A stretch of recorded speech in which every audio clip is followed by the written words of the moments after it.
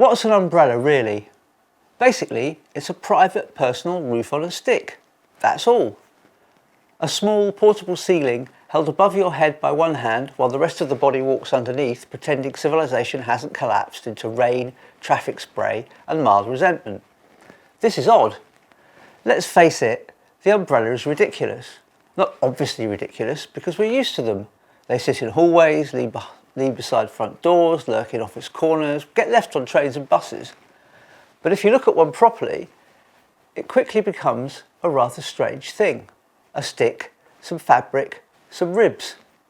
A mechanism that may or may not betray you in public, and from that we expect dignity, which is frankly rather ambitious, especially when the wind arrives, because the umbrella is one of those objects that looks civilised until nature expresses an opinion.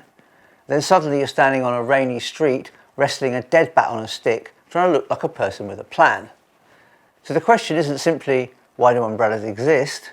The better question is, why does this absurd object tell us so much about civilization?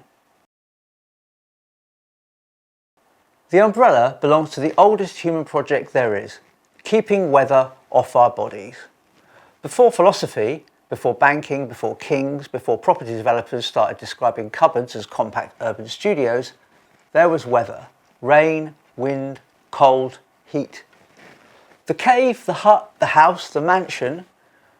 Strip away the status, the ornament, planning permission, bad wallpaper, and they all share one basic distinction. They exist to protect us from weather. That may be the beginning of civilization, not all of it, obviously, but a line between the vulnerable body and a different world. A roof isn't decoration, the roof is the point. And the umbrella is that ancient line made portable. A tiny house for one, which sounds charming until you remember that one-person solutions to shared problems aren't always innocent. Rain is collective. It falls on everyone. The umbrella is individual. One person, one canopy, one small dome of denial. There, dripping off the edge of that damp little contradiction, is most of modern life. We live in an age very fond of personal solutions to structural problems. Can't afford heating? Wear a jumper. Air quality is bad? Buy a purifier. Public transport's unreliable? Get a car. The workplace making you ill? Try mindfulness. Again and again, shared failures are translated into private responsibility. The world becomes hostile, expensive, confusing or exhausting, and the answer doesn't arrive as a reform, repair or collective provision. It arrives as equipment. Buy the thing, carry the thing, optimise yourself around the thing. Don't ask why the conditions are so bad, just purchase a better coping mechanism. The umbrella belongs to this family of objects.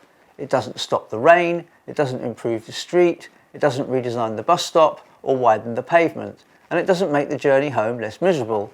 It simply gives one person a temporary zone of a bit less wetness. This is useful, obviously. I'm not anti-umbrella. That would be a niche and probably troubling political position. But usefulness isn't the same as innocence. The umbrella says the sky is the problem, but you're dealing with it alone. The moment it rains, public spaces change. A drive pavement is simple enough. People walk mostly and they avoid each other. Add umbrellas and the pavement becomes architecture in motion. Everyone gets bigger. The street fills with small moving roofs, each one with metal ribs at eye level, each one shedding water onto someone else's coat. People tilt, duck, swerve, hesitate, mutter. A crowd of pedestrians becomes a damp, slow negotiation between private shelters. The umbrella temporarily converts a person into a building. Not a good building, more like a badly planned kiosk with anxiety issues, but a structure nevertheless, a claim on space.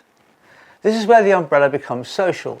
It's not merely protecting you from rain, it alters your relationship with everyone else. You now occupy more space than your body. You've extended yourself into the shared world and made everybody else adjust, which is, when you think about it, quite a lot of politics.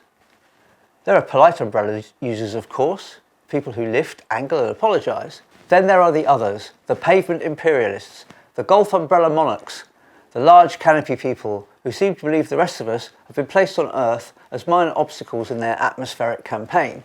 They They stride forwards beneath their enormous nylon pavilions, expecting the crowd to part before them like a biblical sea, only wetter and with worse shopping bags. A golf umbrella in a narrow street isn't weather protection, it's imperial colonisation via nylon. Umbrellas have class written through them, usually in water-soluble ink.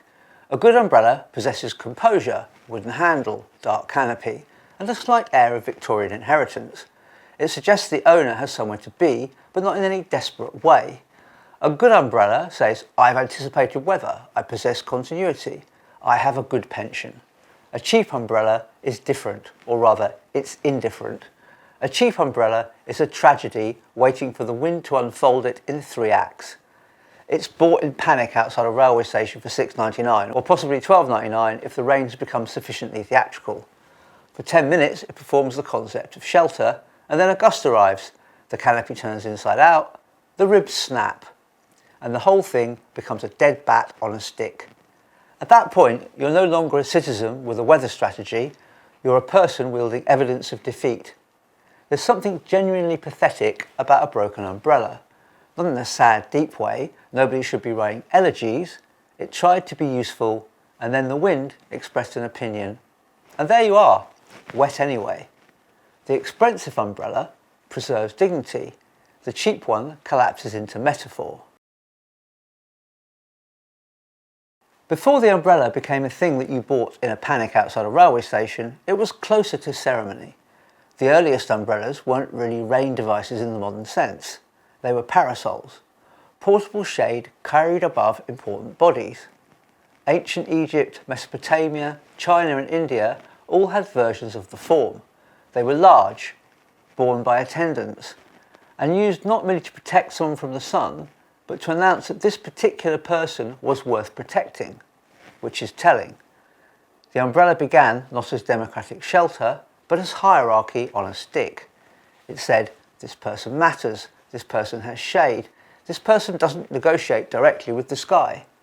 The modern portable umbrella arrives later, with a pleasingly French air of invention and administrative paperwork.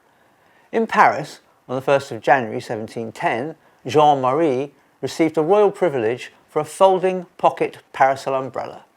By 1712, the Princess Palatine, who sounds like someone from Star Wars but isn't, was describing it as something that could be carried everywhere in case of rain.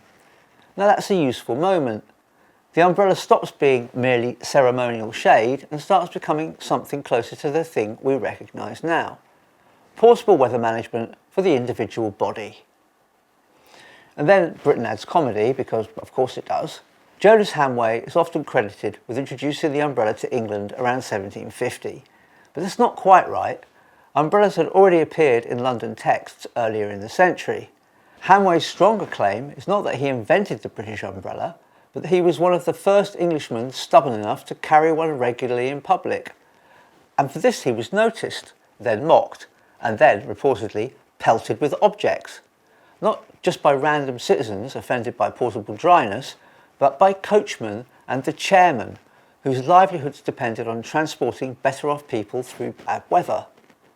Before umbrellas were normal, being dry in the street was a service.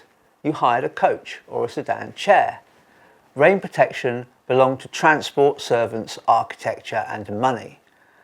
And then along comes a man carrying his own collapsible roof, and the people whose business model depends on keeping others dry started throwing things at him. The umbrella wasn't a convenience, it was a small labour dispute with ribs.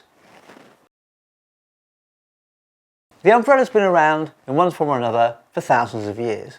Humanity has had an extraordinarily long time to think about the umbrella, and still, they're not very good. This should worry us. We've split the atom, mapped geomomes, sent machines to Mars, and yet a gust of wind can still turn an umbrella into a piece of public sculpture called Man Losing an Argument with Weather. This isn't a minor design failure. It's a useful correction to modern arrogance. Progress is uneven, and some problems aren't solved. They're only endured with marginally better materials. The umbrella persists, not because it's perfect, but because the alternatives are worse. Raincoat, it's too hot. Poncho, bit campsite serial killer. Hat, insufficient unless you're a detective. Hood, practical but socially lowering. There's no dignified way to have a hood tightened around your face. You immediately look as though you're either avoiding CCTV or being sent on a school trip against your will. The umbrella survives because it's not good, it's merely less bad than being soaked. A great deal of civilization seems to operate on this principle. Rain is a leveller, but not in the sentimental sense. It doesn't make everyone equal, it just makes everyone damp. King or commoner, it doesn't care. Rain ruins hair, darkens shoulders, exposes cheap shoes, smears makeup, soaks cuffs. It makes the body visible as a vulnerable thing.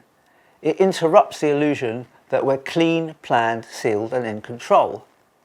The umbrella isn't really about comfort, it's about dignity. It allows the commuter to keep walking as though the day hasn't become personal. It allows the elderly woman to cross the road at her own pace.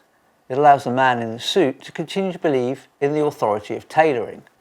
It allows us to maintain the thin, civilised fiction that we aren't animals being rained on. That fiction matters.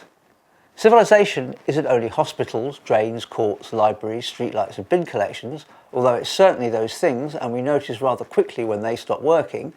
Civilization is also the small theatre of self-possession. The cup of tea after bad news, the cue, the apology, the little roof on a stick. We're creatures who require shelter, but also meaning. We don't just want to stay dry, we want to stay composed. The umbrella offers composure in collapsible form. But here's where the umbrella stops being merely charming. Not everyone gets equal shelter.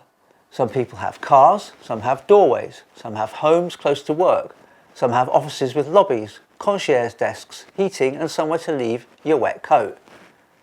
Some can look at rain as atmosphere, others have to work in it, deliver food in it, wait for buses in it, or sleep in it. They have to walk home in shoes that were never waterproof and coats that gave up 3 winters ago. Weather is natural, exposure isn't. Rain falls from the sky, yes, but who gets soaked and who gets sheltered and who has to keep working through it and who gets to watch it through double glazing while saying nasty out? Well, the umbrella can't answer that. It's too small. It's only a device, a practical, fragile and faintly comic object. But precisely because it's small, it points to the larger failure. A good society can't be measured only by whether the wealthy stay dry. I mean, that's never been difficult. The real test is what happens to those without private shelter, private transport, private buffers or private escape routes. The umbrella is a private answer, sometimes necessary, but private answers can only go so far. You can't umbrella your way out of a broken pavement, a cancelled bus, a leaking roof, a flooded street, a cold flat, or a society that keeps mistaking individual resilience for public repair. At some point, the roof has to be bigger than one person. Still, I do like umbrellas. Not uncritically, I don't trust them. Trusting an umbrella is like trusting a politician near a commemorative plaque. You might get through the ceremony, but history is against you. I like them because they're honest about the absurdity of being human. They admit that we're soft creatures in a hard world, that the sky mostly doesn't care, that dignity depends on flimsy engineering, and that sometimes the best we can do is hold up a bit of fabric and keep walking. The umbrella doesn't defeat weather, it doesn't solve exposure, and it doesn't repair society. It gives one person a temporary reprieve from the immediate insult of rain. And perhaps that is why it works so well as an object to think with. It's civilization reduced to a temporary little structure held between the body and discomfort. A private personal roof on a stick. Ridiculous, inadequate, and strangely touching, like most of our arrangements.